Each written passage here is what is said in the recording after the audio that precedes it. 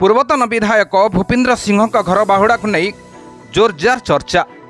पूर्वतन विरोधी दल नेता भूपेन्द्र सिंह कांग्रेस दल छाड़ी बीजेडी में जोग देइथिले। वर्तमान बीजेडी से एक प्रकार कोणठेसा हेबा परे पुणी थरे कांग्रेस शिविर को घर बाहुड़ा यात्रा करिवे बोली कलाहांडी जिले में जनसाधारण चर्चा जोर धरी। 2014 मसीह कांग्रेस विरोधी दल नेता थाई भूपेन्द्र अचानक बीजेडी दल में जोगदे सेते चर्चा परिसर को आसीथिले। 2014 मसीह बीजेडी में जोगदान पर राज्यसभा को मध्य सांसद भाव में जाइथिले। एहा परे 2019 मसीह साधारण निर्वाचन में बीजेडी टिकट रे कलाहांडी जिलार नर्ला विधानसभा आसनरू विधायक भाव में पुणी थरे निर्वाचित होई विधानसभा को जाइथिले। किंतु बीजेडी रे जोग देबा परे तांको एक प्रकार कोणठेसा करी रखा जाइथिला। एपरिक 2024 मसीहार साधारण निर्वाचन में नर्ला विधानसभा निर्वाचन मंडली तांको बाद देई नवागता मनोरमा महांती को बीजेडी टिकेट देइथिला। एही निर्वाचन में मनोरमा महांती वर्तमान कांग्रेस राज्य मुखिया भक्तचरण दास को परास्त करी विधायिका भाव में निर्वाचित मध्य होइथिले।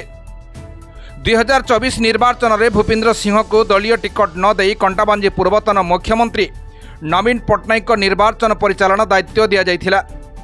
एही आसन में नवीन बीजेपी लक्ष्मण बाग ठारू पराजित होइथिले। फल निर्वाचन पर भूपेन्द्र दल में एक प्रकार अलुड़ा हो पड़ते।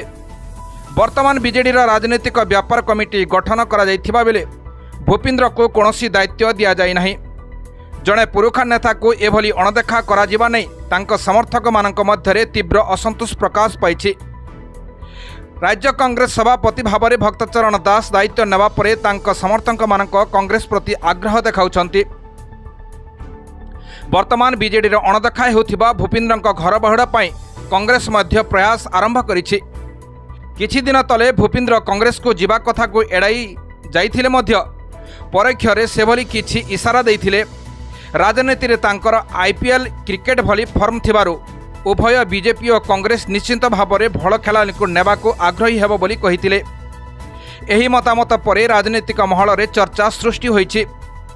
वर्तमान पीसीसी सभापति भक्तचरण दासଙ୍କ नेतृत्व में कांग्रेस पुनर्गठन चली।